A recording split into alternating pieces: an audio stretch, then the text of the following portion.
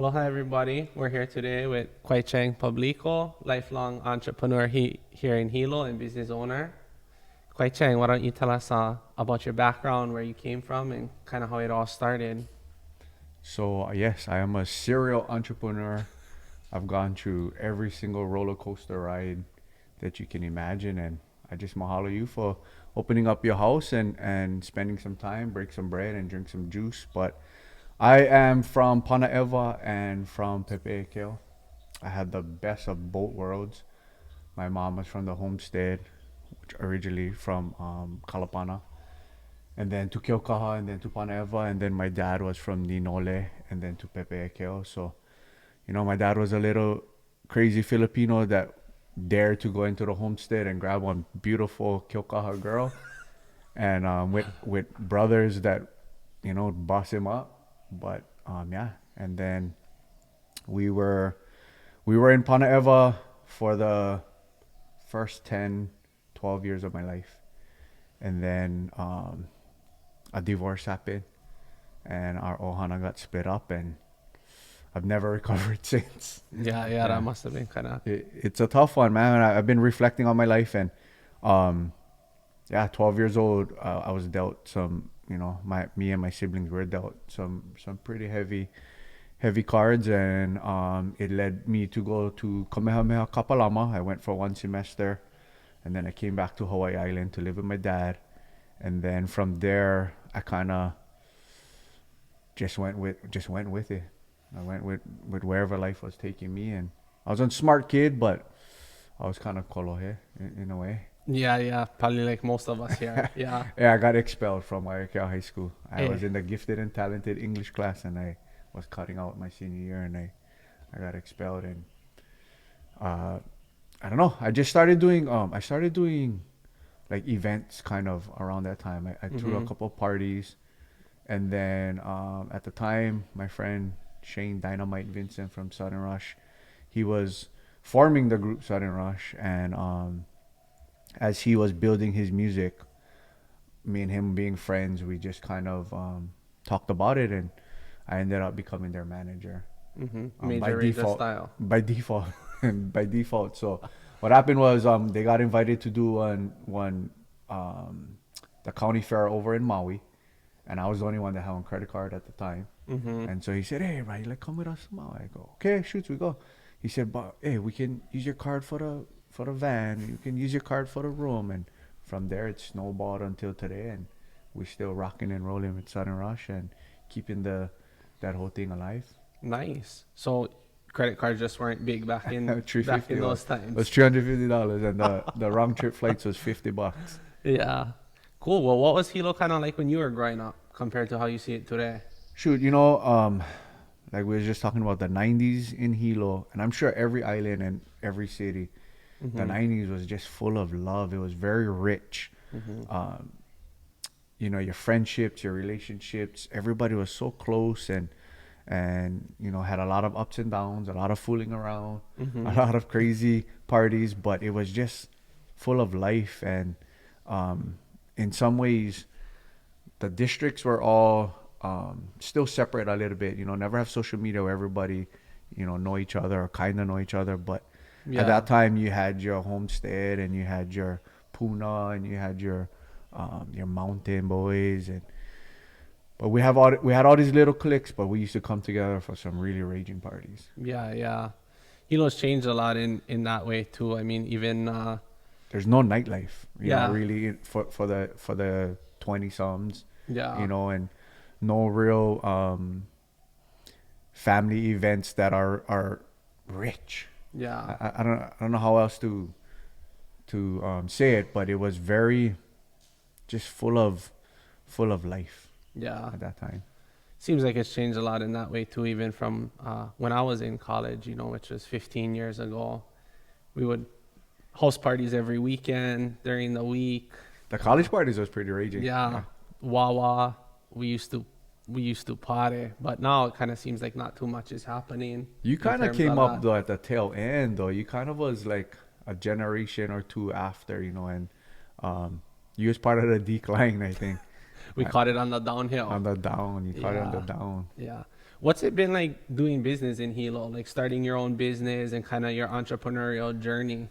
You know, we talked about it. You know, the first time we met, we talked about it. I always looked at Hawaii Island as a blank canvas, and everybody says, you know, oh, naman natin over here, naman natin, and for all my life, that's all I heard. Yeah. And to me, I said, you know, just like BJ Penn, I would think to myself, right on, naman natin, Yeah. you know, and um, I just wanted to create stuff. Mm-hmm. I wanted to blaze trails for better, for worse. And I think I also told you this when we first met, that as a disclaimer moving forward and reflecting and taking accountability, I didn't know what I was doing.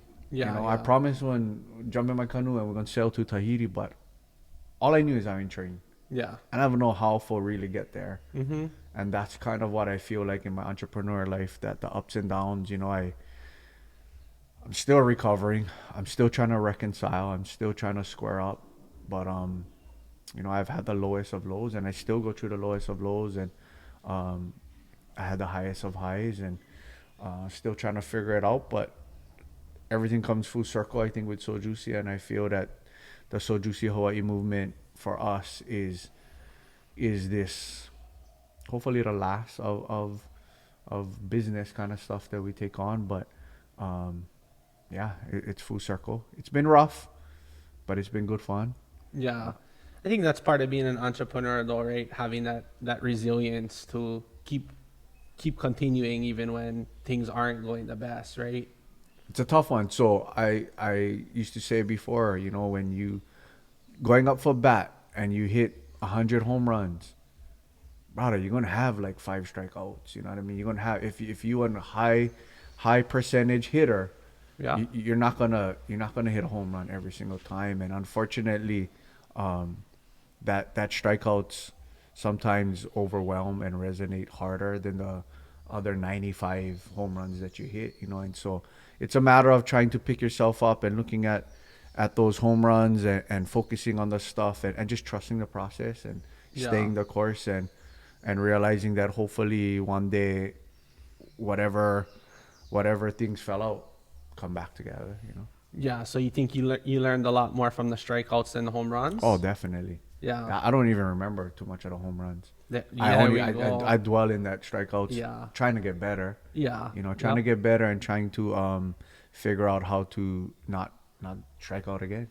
Yeah. Yeah. And I think, that's really important, is that you got to be willing to swing, whether you're going to hit the home run or the strikeout, because you miss 100 out of the balls you don't swing at. Yep. And you have to get back up, and I think that if there's any type of advice looking back to a young Hawaiian entrepreneur, is, yeah, the blank canvas is yours to create a masterpiece. And the kids nowadays, they have way more opportunity.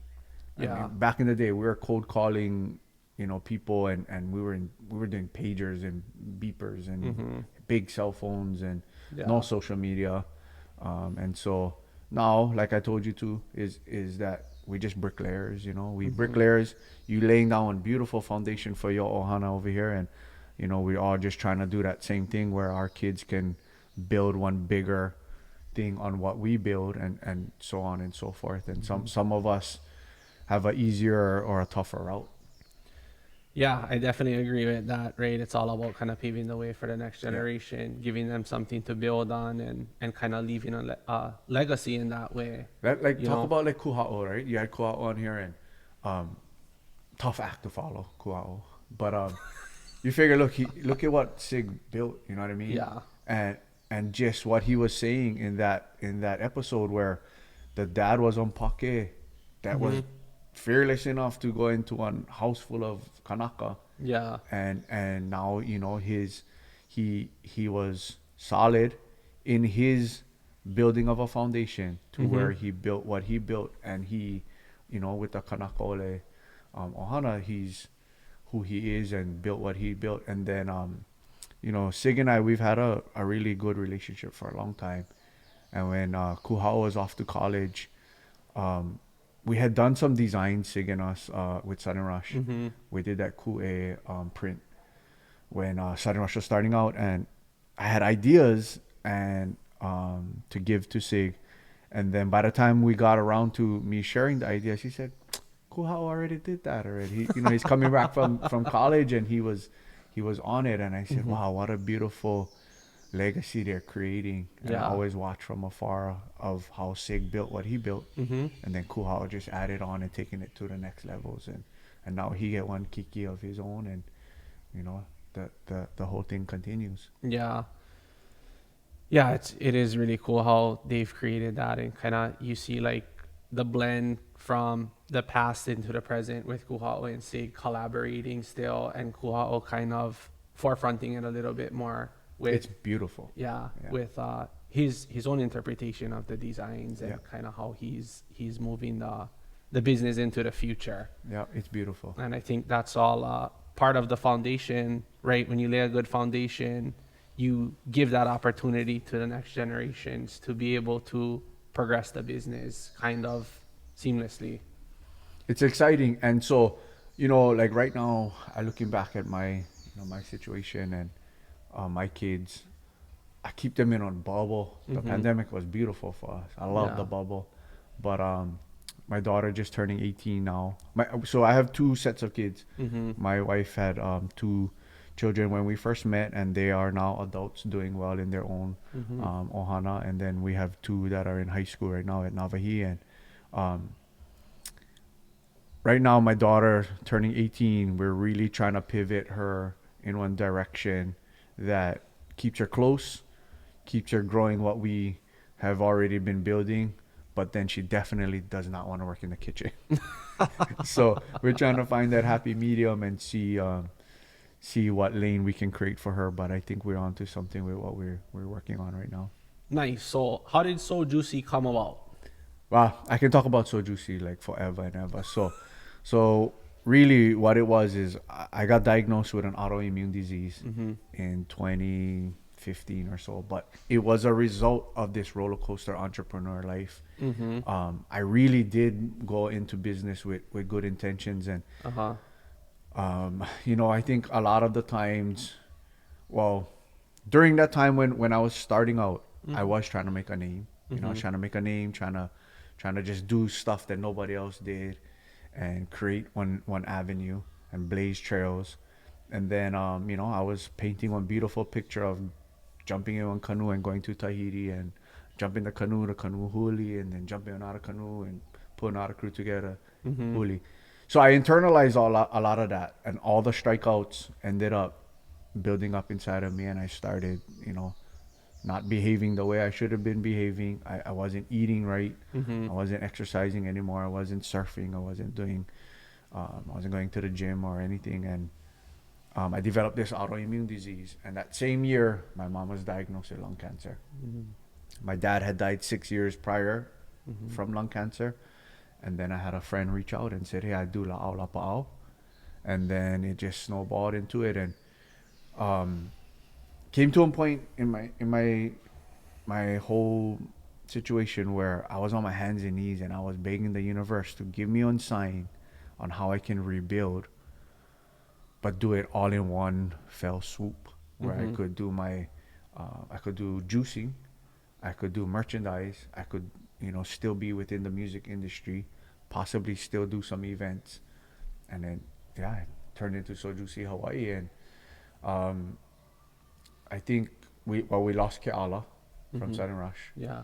And during that time is when was confirmation for me that we was on the right track, and the reward was more than money or all of that. What initially it began from turned into our community, our lahui, is in desperate need of making one change. Yeah. What do you think about health in the Hawaiian or local community in general? So if you really like ask me, you know, I think so. For example, your friend passed away. The first thing we do as brotherhoods, what is the first thing when our friend that is same age as us pass away from either one high blood pressure or some, you know, making poor decisions? The first thing we do is go out and party, get together, drink some beers, have some good times. Unfortunately, with that, it's it's that addiction, right? It's a generational addiction to that life and that comfort food and that drinking. We want the camaraderie, right? We want the fellowship. We want to heal with each other. We want to talk about it. But unfortunately, we combine it with unhealthy stuff. Mm-hmm. So I feel as though that a lot of our community and even myself, we've been addicted to comfort food because we're depressed. Mm-hmm. So you think that eating or what you eat is emotional? I think it's 50-50. I think it's emotional as well as whatever means you have, right? So Mm-hmm. if you cannot or don't know how to eat a healthier lifestyle, or you think you cannot afford it, Mm-hmm. then you just go with what you know. You Right. just go with what you know and what is convenient, Mm-hmm. as well as how you feel, Right. right? Well, do you think that the amount people eat is based on emotion or based on need? So the way we approach our nutrition and our health in my family, as best as we can, is portion. Mm-hmm. For sure, portion control. We try to eat as less processed as we can. Right. That doesn't mean we don't go and partake in one paina this weekend or once in a while one fast food spot. You gotta hit McDonald's every now and then. Once in a while, a golden French fries call you. We fight them pretty well, but I think that convenience, costs, Mm-hmm. all of those factors play a part in what makes your decision on what you're gonna eat, right? And you don't know any better. Yeah. Do you think that there's any healthy options that are like budgetable? Oh, for sure. It actually is way more affordable to eat healthy. Than it is to eat Yes, unhealthy? because you Yeah. could go to the farmer's market and buy Mhm. stuff whole Mhm. and prepare it whole. The Mhm. idea is to keep it simple, portion it, and in moderation. Yeah. Yeah. So I don't starve myself. I mean, I eat. I think my friends sometimes they walk around me like on pasta. They cannot swear. They cannot drink, and they cannot eat pilau food. But it's like shucks, man. I'll eat Korean chicken all day. Yeah. Yeah. But it's just moderation, right? Mhm. Moderation and trying to eat whole foods is super important. Yeah. But yeah, you go to the farmer's market Yeah. with EBT or Mhm. cash, Yeah. and you can buy your vegetables, your fruits. Mhm. You know, you can go home, do an air fryer. You can, Right. you can do crock pot stuff. It's really way more affordable than everybody thinks. Yeah. What about convenience wise? Because I know for me, like I try to eat healthy as well. Try to eat as least processed. I try to eat pretty clean. But for me, the big part is convenience, Yeah. like shopping, cooking, washing dishes, cleaning the kitchen, like That's a lot. It's, yeah, just for a meal. And then building your business and Exactly. being yeah. So I get it. I for sure get it. And even for us, like we're building on business and then we actually cooking and juicing, but sometimes, we cannot eat the same thing all the time. So Yeah. we are as an Ohana trying to figure out what we're gonna do. Mm-hmm. The key is really shifting your habits. Yeah. Right. So if we always say that we don't have enough time, but we do spend a lot of time on social media. Mm-hmm. We do spend a lot of time kicking back, scrolling. Mm-hmm. It's just shifting your habits to where the clean eating and that lifestyle change becomes a priority. When So it it's becomes mandatory. it's mandatory. Yeah. Mandatory. Once you make it a priority and a part of your habits, Mhm. then it's easy. So what are some of the benefits of juicing? So like what are some things you guys make your juices out of, and what kind of benefits do they have? So to me, when we go back to convenience, that's the most important thing. Oh, yeah. yeah. We took the time to put thousands of pounds of produce Mhm. into one bottle Yeah. for you to go to KTA, to hit us up on our website or go to the Kona kiosk Mm-hmm. and just grab one bottle full of nutrients. Mm-hmm. I believe it goes straight to your veins. Mm-hmm. Mm-hmm. The variety of juices that we have, from the Haka, which is a beet juice, Mm-hmm. to this, which is our most popular juice, which is called Above and Beyond. It's about doing a whole blend of the juices, Mhm. but it's convenient. It's a way to get all of your nutrients quickly and easily, and we take all the I guess, the hard work out of it, right? You don't gotta clean, you don't gotta prep, you just enjoy Yeah. this beautiful juice. And I think a lot of local people for a while they were afraid. They're like, juice tastes gross. And so actually when Keala passed away, I spent hours, bro. Hours. You talk about 10,000 hours. I'm on 100,000 plus in the kitchen. Yeah. But I just that during that time I was so full of emotion, losing my brother, that I spent a lot of time perfecting the recipes. And so I think that's, if you look at our juices as a whole, it's a full body nourishment, and you just have to rotate the juices. You get a little bit of carrots, you get a little beets, you get a lot of olena, you get a lot of ginger. They're total body wellness. Yeah.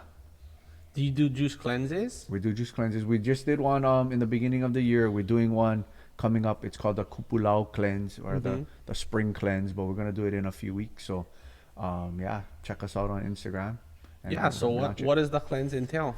So it's gonna be 3 days. We're still kind of doing it not too intense, because a lot of the people that come to us, they're not gonna be able to handle an all juice cleanse. There are a lot of local people just trying to make the shift. And we feel like if we say, okay, here's 10 juices, you gotta drink them all in 3 days, nothing else, they're gonna fail. They're gonna fail. They're gonna get scared. So what we try to do is ease everybody into it, get everybody going, and then we'll throw out more intense cleanses throughout the year. But the Kupulau cleanse gonna be on 3-day cleanse. 3 juices a day for 3 days, and you can snack a little bit, drink a lot of water. And snack, I mean by like avocado, boiled eggs, like good whole food stuff. But it's a good way to reset. It's a good way to flush out, and then from there you just maintain. You do a couple juices a week, and from there you just try and portion your food better, and then take out some stuff. So if you add juicing, you take out soda. You add another juice, you take out white rice. You add another juice, and then you take out whatever it is. And slowly by slowly you create the good habits. I see. How many juices do you drink a day? Shoot, I don't drink enough, I think, because being that we in the business and we're trying to create and provide for everybody else, sometimes I just get the leftovers. So I'll take a shot today, I'll take a full bottle tomorrow. But if I could, I would probably drink at least 1 or 2 bottles a day. If I had enough, I got to put myself on the order. And that's one thing where we're zero waste. So it's not something that we just create and stockpile in the reefer. We go with the demand. The demand is there, we'll create more that week. But we're not into just making cases and cases for it to possibly sit. The margins aren't that huge to where we make 20 cases and sell 15 cases. That 5 cases wasted is a lot for us. It's a lot for my na'au to deal with, and it's a lot for us in the pocketbook to deal with that kind of waste. We are not waste. I'm gonna have you drink this bottle, Max, and I'm gonna take the bottle back, because we reduce, reuse, we recycle all the way. And so this glass is not cheap. And for sure. It's not even about that though. It's about our dedication to aloha. We've dedicated more than the average bear. And so I cannot wait to try this juice. I've tried it before at Ola Brew. That's the one. Every time I go there, shout out to Ola Brew. I usually drink that. You guys can also get the So Juicy at Ola Brew. Yeah. But so you think from your entrepreneurial journey, you actually developed an autoimmune disease from the stress? So it was internalizing the stress, not having an outlet. I should have been punching the bag. I should have been in the canoe. I should have been in the gym. And I should have changed the way I was eating. I was on fried food eater, Vienna sausage, scrambled eggs, white rice for like 40 years of my life. I ate bologna, I ate spam, bacon. That's it. I would barely eat any veggies. And so that combination, the combination of the stress, the combination of lack of exercise, and poor eating is what I feel. And so like for people who are in that same situation, maybe in the entrepreneurial space where like they feel stressed out, or they feel like there's no outlet. What kind of advice do you have for people who are maybe just starting out, or are maybe even in a hard place as an entrepreneur?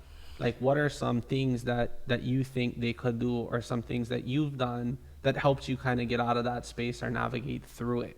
So I would, if I could go back, 100%, I would try and I would tell them that whatever they're trying to build is gonna be for nothing if you're 6 foot. If you pass away from high blood pressure, diabetes, or one stroke, all of those preventable things, it's all for nothing. Yeah. My friend invented Hawaiian rap music. My beautiful big Hawaiian Portuguese friend invented Hawaiian music, and he orchestrated one new genre. There's artists that exist today because of what Sudden Rush created, and he's not here. He's not here. He had way more music to do. That's not a knock on anything, but if I could give advice to these guys, is that build your empire, but simultaneously take care of your health. Yeah.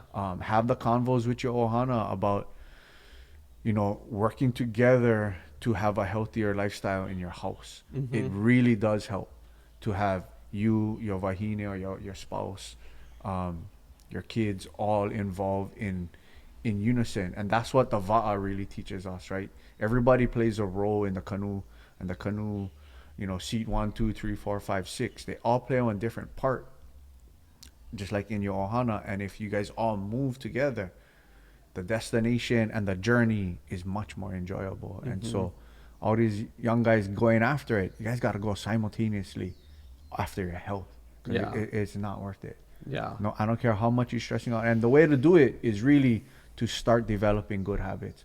Everybody sees it on social media. Although social media is on highlight of everybody's life, you take those good parts and try and incorporate it with your busy life and your busy schedule, and self-care, time for you and your spouse is important. Being present in your kids' life is important, as well as building the foundations that we're trying to build. So take care of your health simultaneously.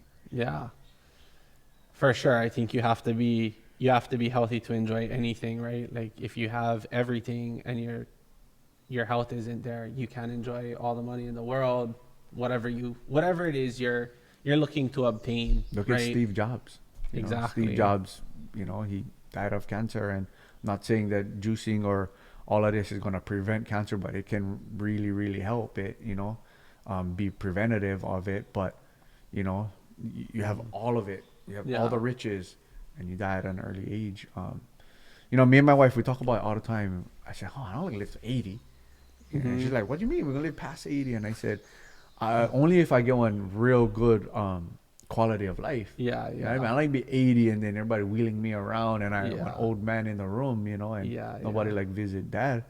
So we talk about it all the time, but we juice together. We jump in the canoe together, our household, and we just stay in our bubble. Yeah. Safer. The world is dangerous. The world is dangerous. Yeah. So if you were a young entrepreneur right now in Hawaii, or as Sage would say, Hawaii,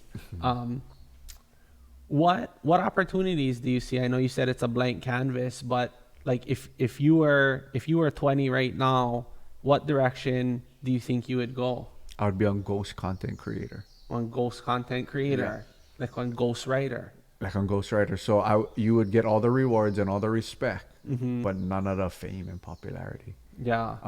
And that's kind of what it's like. We go KTA right now, we go Walmart, and big fish, small pond. You can go in KTA be there for only 10 minutes to pick up one thing, and you see everybody there, and you end up there 2.5 hours. It's great. Yeah. But if I could be on ghost content creator, I could travel wherever I wanted to, create content wherever I wanted to, and put it out, and nobody knew, right? And content is, you can make great money doing content, and you can work your own schedule. Yeah. Yeah, and sit behind the board and just jam. Nobody knows. And then you be anonymous wherever you go. You know? Right, right. So I tell my kids, like Bruno Mars and Kanye West and maybe Pharrell, those three producers that became artists built one real strong foundation behind the mic, behind the scenes. They produced, they wrote, they perfected their craft. And when they decided to step out into the front, they had already amassed one uku pile of friends, plenty money, and they were able to call their shots. Like, look at Kanye. However you feel about Kanye. Are you talking about me? Yeah, that's what you did. I mean, I don't rap, but I mean, That's not what I heard. I heard Bars is on its way. Bars is on its way. I did write it myself, though. Yeah. Yeah.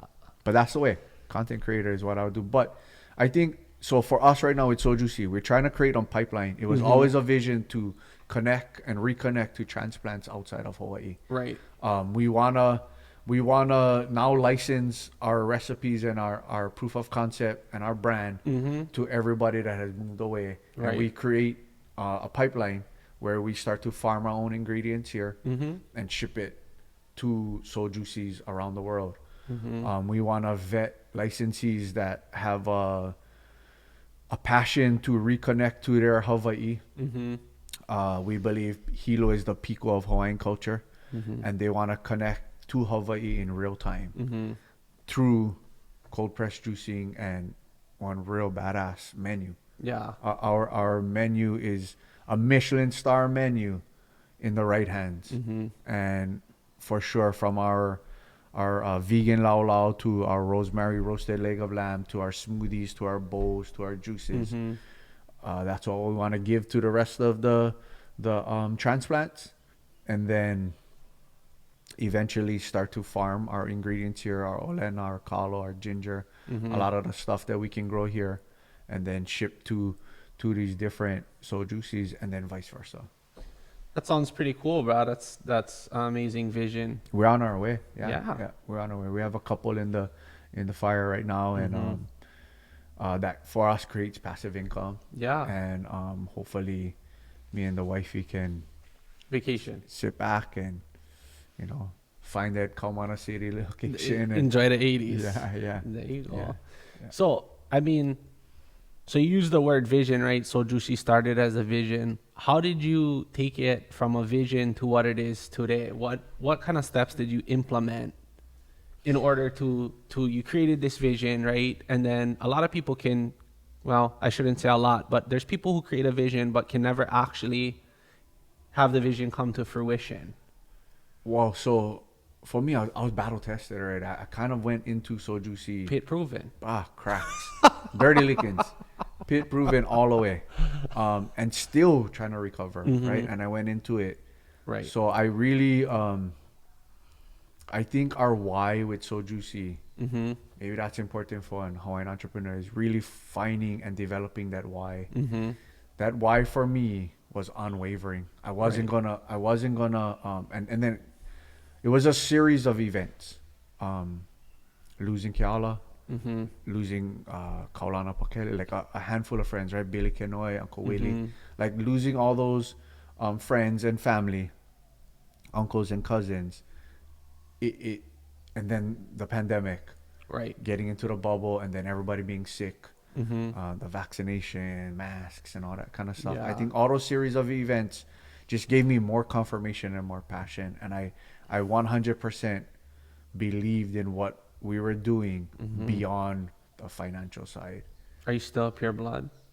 I still pure, still. But so I think for me too, winning the competition. When we won the world juicing competition, I don't think I got that one. Where's the pure blood? The unvaccinated?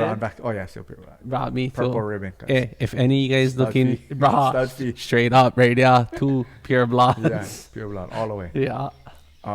It was never even one factor for us. Did you say you won the world juicing competition? Yeah, so we won the world. That was another event. Talk to me about this. It was a beautiful event. I can talk Where about was this it? forever. It was in Miami, Florida. It was in Miami, Florida. We had just started. You want them with clothes on? I want to wear clothes on. Hey, I was willing to take them off though. Guarantee, yeah. Hey, so the way it was this company, Good Nature. They're the ones. They're the leaders in cold press juicing equipment, and they put out on Kahea to the juice world that they were gonna have this world juicing competition, and they're very popular internationally.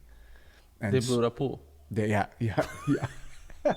Yes, all of that. I'm getting it all now. And they didn't put out one they didn't put out one kahea about having one world juicing competition.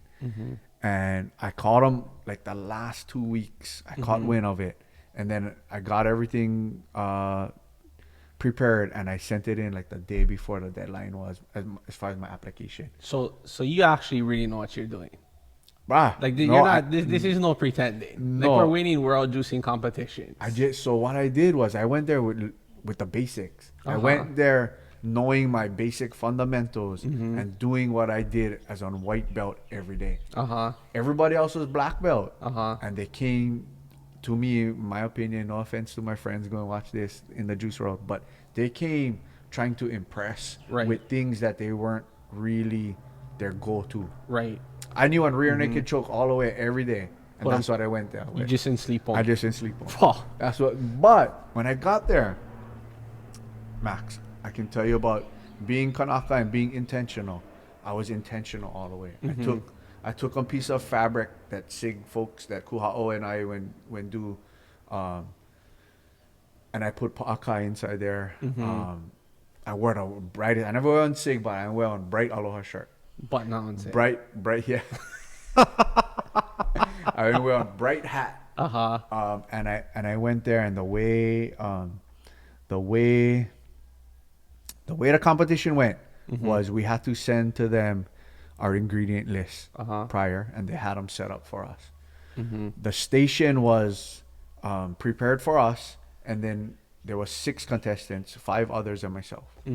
And so the way the competition was, we were gonna go and prep, and then we're gonna let everything sit, and then we're gonna have the presentation and then the contest. So I went with Raycon earbuds, 90s music, which is what I do every day when I juicing. I always go into the kitchen and I kind of step to the side and I do a big woosah, and I say I'm gonna make medicine today. But what I did was I went and let all the contestants go in and let them fight over the supplies and the juicer and stuff like that. And I went watch everybody's ano. And I never touched the cutting board and the knife from somebody that had bad ano. I went there very intentional. I went there pressure that I had to do well, because I felt like in Hilo I'm paddling in a one-man canoe. Nobody, Kwai-Chang, what the hell are you doing now? You're juicing. what are you doing? So I went there thinking I need confirmation that what I'm doing is I'm on the right track. So I let all of them fight for it. And then what I did was I mean go to the station that I felt like had the best ano. And then I mean jam, do everything, and I mean let my thing sit for a long time. What they did was they went prep their stuff, and then they went back. I went let them prep their stuff, then I went jump in, but I juice everything, and I put my stuff away in the reefer, and then they went back, and then they went finish. But basics is you want your juice to settle. You want it to fuse all the ingredients, and the longer it sits in 141 degree or less reefer, the better the fusion. So for me, I make the juice today, I can put them in the reefer, tastes good at night. But the next day is what I like. It's like 2-day-old poi for me. Just Miko. Just cherry. So that's what I did, and I put them in the reefer. And then they were scrambling. They were trying to do theirs, and they went prepare theirs right before the presentation. Mine was sitting a couple hours already, and that's what it was. And I went. The theme was winter, and I talked about the anthropods of Polynesia, and the way the different anthropods and the ingredients that we would use in the juice, and how it relates to each aina or each continent. And so I did a flip on the whole winter I see. Yeah. Well, congratulations. Yeah, Wow, was bomb. that's major. So you mentioned that you think that Hilo is the pico of Hawaiian culture. Yes. Why do you think that? Because kuhao. Because kuhao. Kuhao guys, you know, and Uh-huh. kuhao and ohana like kuhao, Mhm. and just us that all are a part of that lahui. Mhm. I think that with the Mauna situation, Mhm. I think it reinvigorated and reignited different spots across Hawaii Mhm. that now we have a bigger pico. Mhm. But I for a long time felt like Hilo was one living version of what, because we were untouched for so long, right? The Mhm. Mauna protected us Yeah, from the yeah. rain and the Mhm. storms, but it also protected us from the invasive species. You know which Mm. ones we're talking about, and it did for a long time. Yeah. And so yeah, I still feel to today that Hilo is on pico So you think we holding it down then in Hilo? still, but I think we're holding it down for dear life right now. I think that you know, we've had an influx. Mhm. That's why, you know, like what you guys are doing, um, maybe like 10 years ago or so, when I was flipping a little bit, Mhm. I made it a point too, you know, it's technically not legal Yeah, in a yeah. way, Yeah. but there's What is ways that around though? it, you know. Legal. Hey, what is legal and what is Puna is two different things to me Eh, sometimes, brah. right? So That's that's what we got to do. We got to do by any means necessary, keep our aina to us, you know. exactly. So Yeah. So how do you think we kind of steward that going forward? Like we maintain that that situational awareness where this is kind of the pico of the culture, and not only do we maintain it, but we get it to thrive even more. well, you're doing a perfect example. The Olu and his ohana Mm-hmm. is a perfect example. You know, Nano is like what 18, 19, 19. 19, I think. That's the way. You know, perpetuating that to her generation, Mm-hmm. right? And what you guys are doing and keeping it in line that way is the way to go. Yeah. We have to, in my opinion, we have to be able to empower that age, Mm-hmm. because they get the roots. They definitely have, especially growing up and going to the to Navahi or Mm-hmm. Kamehameha. You know, it's instilled in these schools for them to have a lot of pride in their culture, Yeah. and it's now a beautiful thing to Mm-hmm. speak Hawaiian. Yeah. And so I think that's just the way. Empower that next generation that Mm-hmm. already have this burning desire to right the wrongs Yeah. and the injustices, and they get the education, they Mm-hmm. get the language, Mm-hmm. they get the foundation, Yeah. and it's up to us to just say, hey, we're gonna blaze this trail and do the same thing like Kua'o and Sig, right? Mm-hmm. Boy, I'm blaze this trail. Go Mm-hmm. ahead, take it to the next level. Mm-hmm. That's the way to go. I think so too. I think that's a really good way to look at it. I think now the younger generations, because of the emergent school and kind of the revitalization of the language, have even more resources and kind of stand in their identity more comfortably For through sure. having going to Navahi and Kaumeke and all these other educational systems that are educating them kind of in a modern way, but also instilling the importance of the culture and the language. Yeah. If So for sure they're doing that balancing act, right? yeah, They're for sure doing that balancing act, and they are figuring out ways to incorporate the 21st century mm-hmm, technology and all of that stuff, mm-hmm. as well as having one solid foundation in culture. Yeah, and so you also provide the meals for the emergent schools as Yeah, well, yeah. right? So in that way, from the time they're young, why don't you tell us a little bit about how we're changing the idealization of the diet and how we're kind of eating right from It's a very, very beautiful kuleana for us. mm-hmm, when you translate it into the numbers, it's not, it's not that. It's not a good business It's model. not a good business model. But when you pull up to the cooler and they go, Anakala me hi, Yeah. I can melt your heart. You know what I Mhm, mean? And mhm. so for us, knowing that we're trying to, like yesterday's lunch that I just posted, it was a scoop of white rice, some cucumber slices, Mhm. some cantaloupe, Mhm. and smokies. Mhm.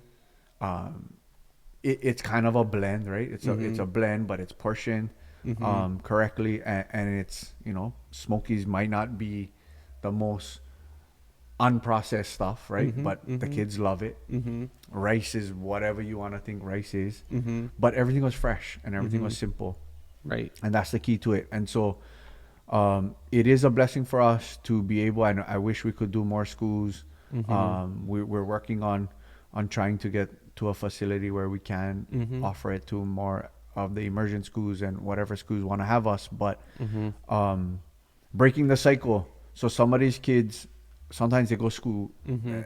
for eat, Yeah. So Yep. That is some of their some of them have only meals. only meals, Yep. and so for us, knowing that we are making medicine, we're putting good Mhm. ano, and we're teaching them that you can have a little bit smokies, but Mhm. eat your beautiful orange cantaloupe over here, and that's Yeah. fresh. It's not from a Yeah. can. Yeah. You know what I mean? Yeah. So it's just a great kuleana for us right now. Mhm. Well, that's pretty cool, bro. So I guess it really starts kind of in the school, right? In terms of changing the diet to changing the perspective to blending the past and the future, right?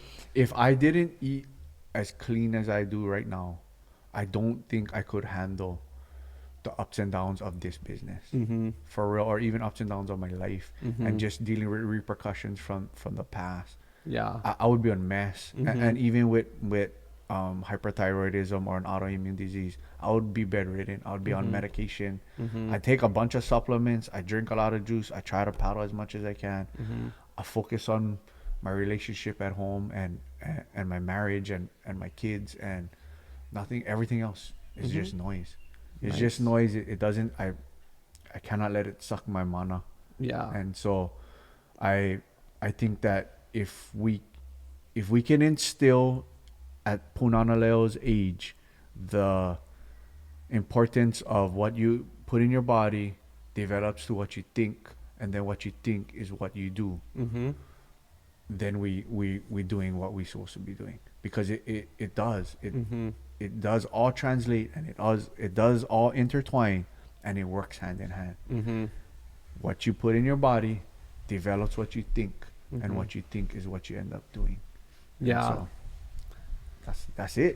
Yeah. And I think with the Kiki being the most important resource, right? They're going to steward this place after we're gone, long gone. I think that's where we should be focusing a lot of our attention is on laying that foundation for them, whether it comes to revitalizing culture, diet direction, any of that. I think that's all. That's one great way, as you say, you're a bricklayer. That's a great way to lay a foundation is within the younger generations.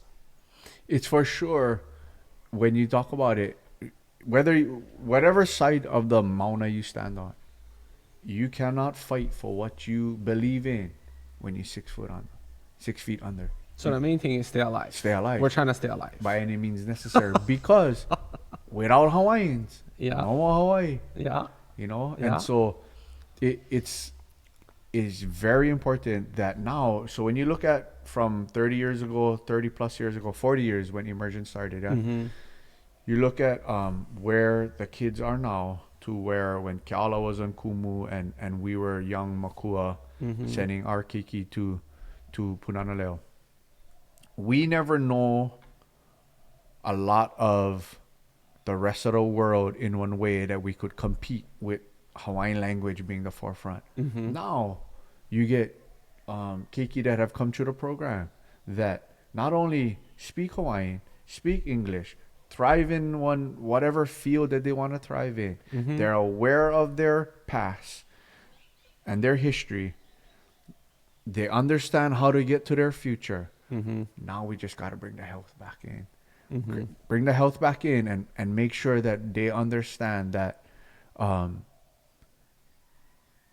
they no need, or they shouldn't be stuck on that processed food. They shouldn't be stuck on that alcohol and partying to relieve the depression or the stress. That if they turn to back to their roots and their culture and the exercise and the nutrition that our ancestors had, that's the way to go. And then they can take their lahui and everything that we've been fighting for to the next level. Because if you're 6 feet under. Because if you're 6 feet under, you're not doing nothing. You can. You're not doing nothing. And that's something. For me, I promise my 18-year-old daughter and my 30-some daughter, because she's closer to it, but I have to walk my daughter down the aisle. I have to. And so I cannot stray away from it. And if I start to stray away from the way I eat and the way I exercise, and I do less of it, I definitely know I can go left. And so I'm not willing to risk it. So based on your diet and the changes you've made, you have autoimmune disease, but you take no medication. So I took out my thyroid. I took out my thyroid. I took 70% out of my of my thyroid gland out back in 2017. And because of that, I have to take a thyroid supplement. Right. So my body doesn't know how much thyroid to produce, so I have to take that. And then what I do now in my health is I go to a regenerative doctor that did on extensive blood work, and we do extensive blood work every 3 months. And we break down what I'm deficient in, and we figure out what is the best natural way to get what I'm deficient in. Right. So that I can operate at full potential. So that's another thing, a lot of people think like, oh, I'm eating this and I'm exercising that, and they think they're healthy. But let's talk about actually doing your blood work. That's very important. So, that's a misconception, I think, right? Because sometimes you have these people who are seemingly healthy 6 feet under. Yeah. Right? So that's another important thing. I mean, I did mine last year as well. I did my blood work and I had too much iron. But I think that's from eating too much fish, because the fish has a lot of iron. Yeah. Yeah. Did you go back and follow up? With the doctor? Yeah, with that blood work? I did it. Okay, so that's the key, right? So you want to be able to do your blood work, make the changes, and then go back and check it again. I cannot stress blood work enough, because, you go to the gym, you think you're eating kale, you cut out your rice, but sometimes what is healthy for me is not healthy for you. Exactly. And vice versa. So you want to be able to see what it is that you deficient in, and then come up with a game plan on how to correct it. To be honest, they took so many vials, I wasn't sure I was going to have any blood left. I was like, after like the 10th vial, I was like, bro, I'm going to pass out over here. Before clinical labs, used to have one uncle, my friend's dad. Hey, uncle was like when he walked with a hunchback. He was super old Filipino, Japanese. Well, his last name was Uchima, but bro, he's a ninja with the needle. Oh yeah, ninja. Boy, get ready. What? Paul? Like a ninja clinical labs. I wish uncle was still there. Yeah, so that's another important thing. Definitely doing your blood work. I don't do mine as much as I should, but I think that really tells you, you know what I mean, what you're missing, what you need. And so I think a lot of people think that just changing the diet is enough, but like you said, you really want to see what the changes are doing, where you're lacking, where you can improve. Right. And it's something that as you get older, you definitely want to do more often, for sure. I would say like mid-20s to late 20s is a good time to really get serious. Yeah. You might not still know what your career path is going to be. You might not know who is going to be the love of your life. But if you can really dial in on your health, at that time, you're going to create good habits through your 30s and your 40s and beyond. And so if you're not already, one high school athlete that, even high school athletes, right? A lot of high school athletes, you see them, they ball out, jam, straight to the fast food. That's McDonald's after practice. Come right out, musubis all day. All day. So 7-Eleven. If you could switch that up, at an earlier stage, would be ideal. But it's tough because we just they just growing from what they know and what they see, which is what we gave them, right? Yeah. So if we break the habit here or break the habit here, it can all work out. Yeah. We just gotta figure out, you know, which habit or which person is easier to break the habit, the old dog or the new dog. Yeah. And so I just started meal prepping for my son. Nice. He's at 13 right now, and he wants to eat everything. You know, Yeah. For and so I sure. said, boy, you can be on 6-footer, boy.